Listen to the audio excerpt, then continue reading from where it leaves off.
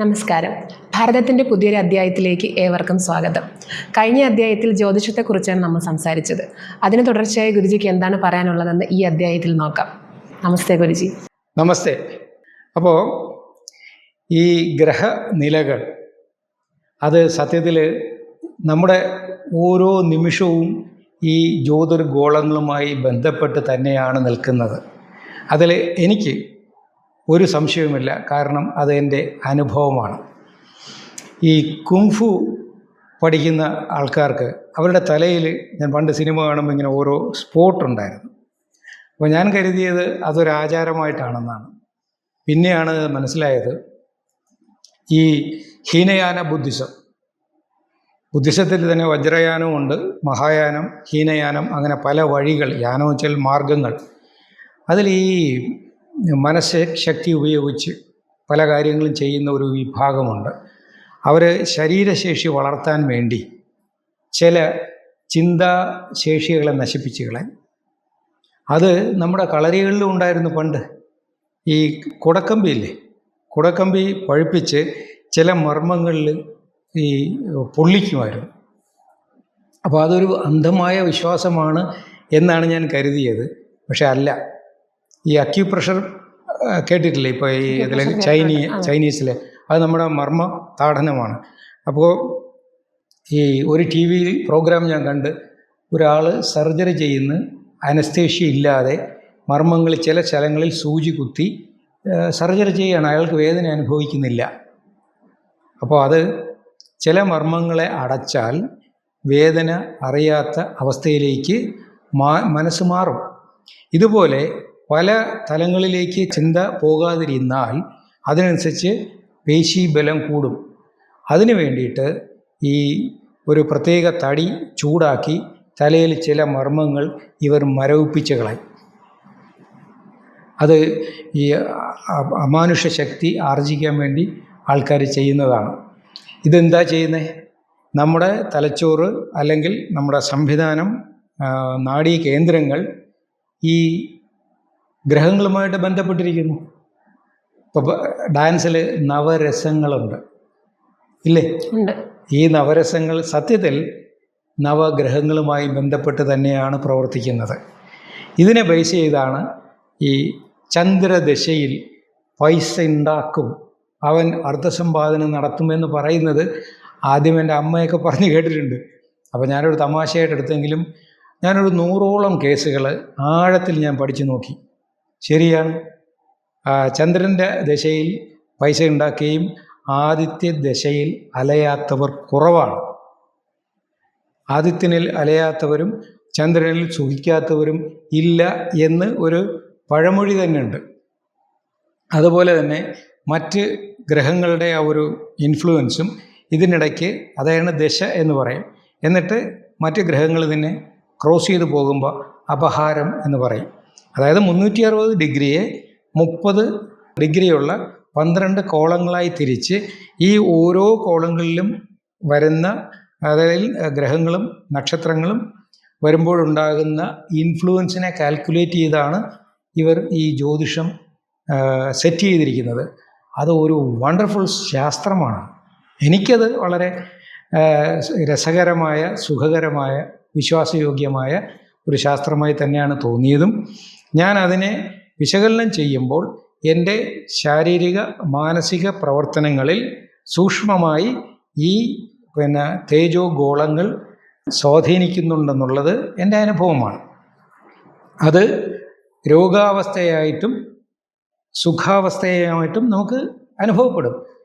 സുഖവും ദുഃഖവും ഇല്ലാതെ ജീവിതമില്ലല്ലോ. രാവും പകലും പോലെ ഈ സുഖവും ദുഃഖവും ഇങ്ങനെ കയറിയും ഇറങ്ങിയും നിൽക്കുന്ന ഈ നമ്മുടെ ഭൗതിക വ്യാപാരത്തിൽ ദേഹം സുഖമാണല്ലോ മുഖ്യം. ആ ദേഹത്ത് പ്രവർത്തിക്കുന്ന, ശരീരത്തിൽ പ്രവർത്തിക്കുന്ന മനസ്സിൻ്റെ നിലകൾ ഗ്രഹങ്ങളുമായി അഭേദ്യമായി ബന്ധപ്പെട്ടിരിക്കുന്നു എന്നുള്ളത് ശരിയാണ്. ഇതിൽ തന്നെ ചില മന്ത്രവാദികൾ മനസ്സിനെ നിരോധിച്ചിട്ട് സ്തംഭനം ചെയ്തിട്ട്, മനോസ്തംഭനം, പ്രാണസ്തംഭനം എന്ന് പറയും.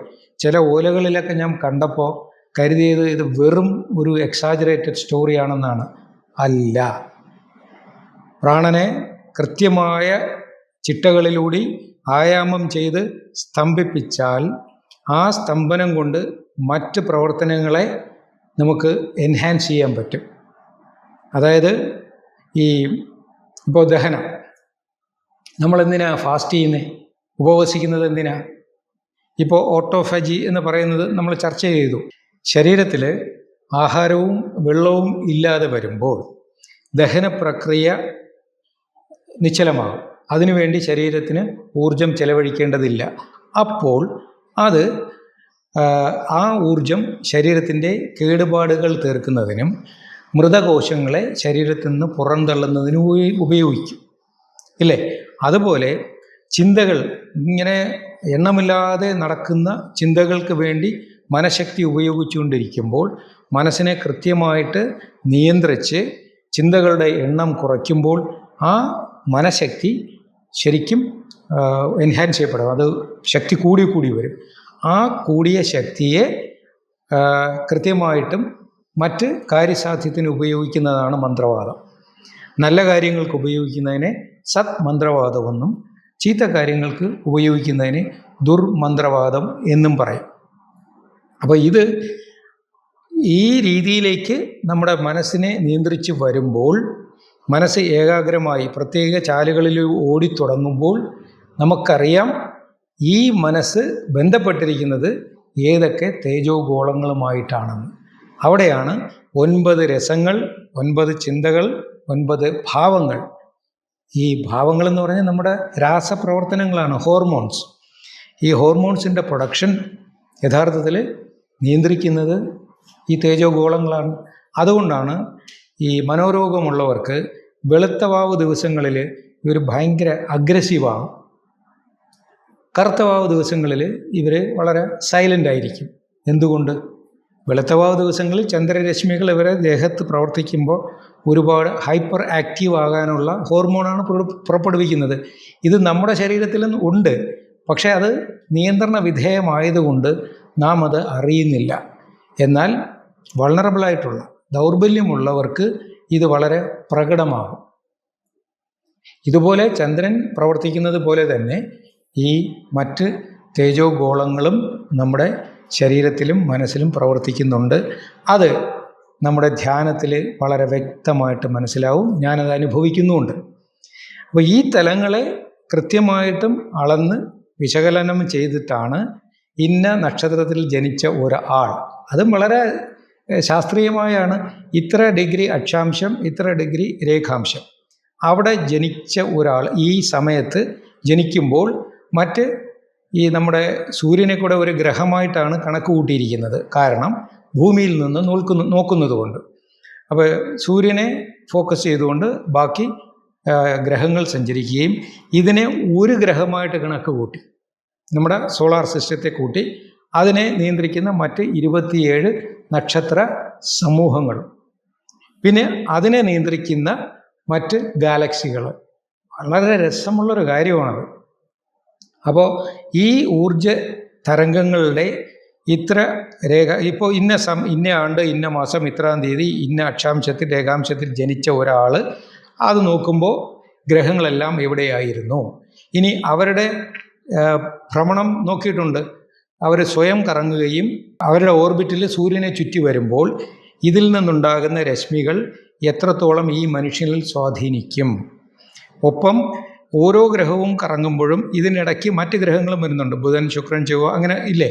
ഇതിനിടയ്ക്ക് മറ്റുള്ളവരുടെ ആ ഒരു കടന്നുകയറ്റം വരുമ്പോഴാണ്, നിഴൽ വീഴുമ്പോഴാണ് അതിനെ അപഹാരം എന്ന് പറയുന്നത്. അപ്പം മേജറായിട്ടുള്ളത് ദശയും അതിൻ്റെ സബ്ബായിട്ടുള്ളത് അപഹാരവും എന്ന് പറയും. ഇത് നല്ല ആക്യുറേറ്റ് ആയിട്ടാണ് കണക്ക് കൂട്ടി വച്ചിരിക്കുന്നത്. അപ്പോൾ ചന്ദ്രദശയിൽ തന്നെ ഇതിനിടയ്ക്ക് വേറൊരാൾ ആ ഡയറക്റ്റ് എഫക്റ്റ് കിട്ടുകയും അയാൾക്ക് 10 വർഷമുണ്ട്. ചന്ദ്രൻ 10 വർഷമാണ് ഈ കുട്ടിക്ക് അല്ലെങ്കിൽ ഈ വ്യക്തിക്ക് ഇൻഫ്ലുവൻസ് ചെയ്യപ്പെടുന്നത്. ഇതിനിടയ്ക്ക് അപഹാരങ്ങൾ വരും. അപ്പോൾ ചെറിയൊരു മന്ദതയോ ഒരു എൻഹാൻസ്മെൻറ്റോ ഉണ്ടാകാം. അപ്പോൾ അയാളുടെ സ്വഭാവത്തിലും ശരീരത്തിലും ഇന്ന മാറ്റങ്ങൾ ഉണ്ടാകാം എന്ന് കണക്ക് കൂട്ടി വളരെ വ്യക്തമായി എഴുതി വെച്ച ഒരു ഗൈഡ് ലൈനാണ് നമ്മുടെ ഈ ജാതകം എന്ന് പറയുന്നത്. ജാതകം തന്നെ നമ്മുടെ ജീവൻ്റെ മുന്നോട്ടുള്ള ഗതിയെ ആണ് ജാതകം എന്ന് വിളിച്ചത്.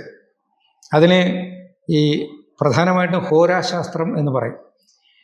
ഒരു വാദമുണ്ട്, ഈ ഹോര എന്ന വാക്കിൽ നിന്നാണ് അവർ HOUR അവർ എന്ന വാക്ക്, ഇംഗ്ലീഷ് വാക്കുണ്ടായെന്ന് ഒരു വാദമുണ്ട്. അത് എത്രത്തോളം ശരിയാണെന്ന് എനിക്കറിയില്ല. എങ്കിലും വരാഹ മിഹിര ഹോര അങ്ങനെ ഒരു ആചാര്യനാണ്, അല്ലെങ്കിൽ വരാഹമിഹിരനാണ് ഇത് ഈ രീതിയിൽ എഴുതിയത്. അതുവരെ എന്തായിരുന്നു, നമ്മുടെ പല കൃതികളും ഒരു ഉണ്ടായ സമയത്ത് ഇത് എഴുതുകയായിരുന്നില്ല, അവരത് ശ്രുതിയായാണ് നിലനിർത്തിയത്. അപ്പോൾ എല്ലാവരും ഇങ്ങനെ പദ്യങ്ങൾ പഠിച്ചുകൊണ്ടേ നടക്കും. ഔപചാരിക വിദ്യാഭ്യാസം എന്ന് പറയുന്നത് മിനിമം 18 വർഷമാണ്. എവിടെ? ഗുരുകുലത്തിൽ.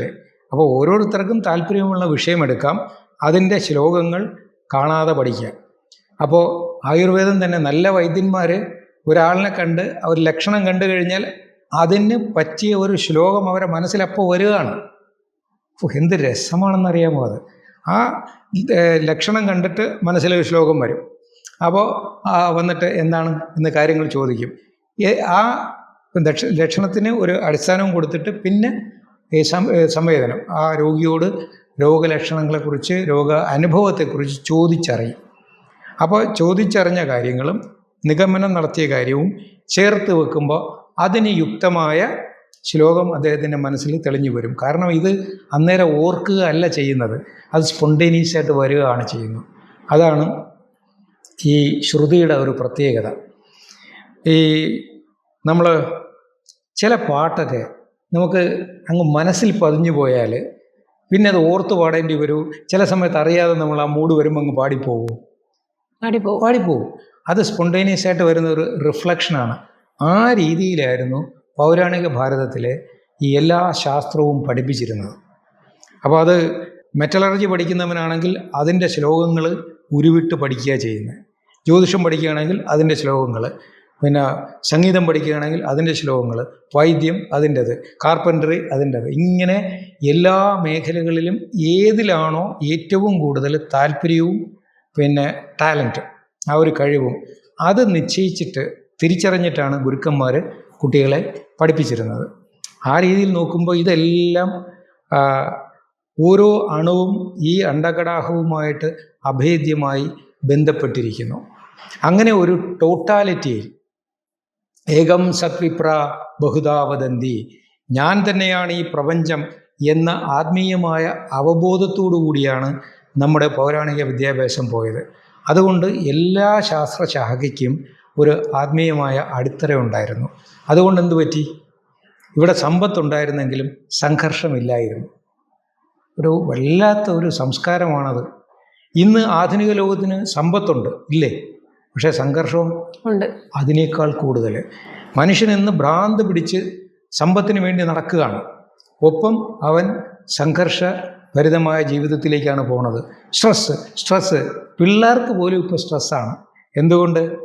ഈ വിദ്യാഭ്യാസത്തിൻ്റെ അടിസ്ഥാനം നഷ്ടപ്പെട്ടു പോയി.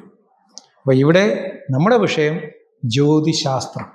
അത് ഞാൻ ഇവിടെ ഇരിക്കുമ്പോൾ എൻ്റെ ചുറ്റും നിൽക്കുന്ന 9 ഗ്രഹങ്ങളും അതിൻ്റേതായിട്ടുള്ള പിന്നെ നക്ഷത്രങ്ങളും എല്ലാം കൂടി ചേർന്നിട്ടൊരു നൃത്തം, ഒരു വിശ്വ നാടകമോ ഒരു വിശ്വനൃത്തമോ ആണ് ഞാൻ അനുഭവിച്ചു കൊണ്ടിരിക്കുന്നത്. അതാണ് നമുക്ക് ഇപ്പോൾ ഇനി അറിയേണ്ടതും ഓരോരുത്തരും അറിയേണ്ടതും മറ്റുള്ളവരെ അറിയിക്കേണ്ടതും. ജ്യോതിഷത്തെക്കുറിച്ച് ഗുരുജി പങ്കുവച്ച അറിവുകൾ ഉപയോഗപ്രദമായിരുന്നു എന്ന് വിശ്വസിക്കുന്നു. അറിവും അത്ഭുതവും തേടിയുള്ള യാത്ര തുടരും. മറ്റൊരു വിഷയമായി വീണ്ടും കാണാം. നന്ദി, നമസ്കാരം. നമസ്തേ. കാലം മറച്ചുപിടിച്ച ഭാരതീയ പൈതൃകത്തിന്റെ വിസ്മയങ്ങളിലേക്ക് ഒരു തിരിഞ്ഞുനോട്ടം വരും തലമുറയ്ക്കായി നമ്മുടെ പൗരാണിക അറിവുകളുടെ ആഴം വെളിപ്പെടുത്തുകയാണ് ഭരതം എന്ന ഈ പരമ്പരയിലൂടെ. ഈ ശ്രമത്തിൽ പങ്കാളികളാകാൻ ഇന്റിമസി യൂട്യൂബ് ചാനൽ സബ്സ്ക്രൈബ് ചെയ്യുക. നിങ്ങളുടെ പ്രോത്സാഹനമാണ് ഞങ്ങളുടെ ഊർജം.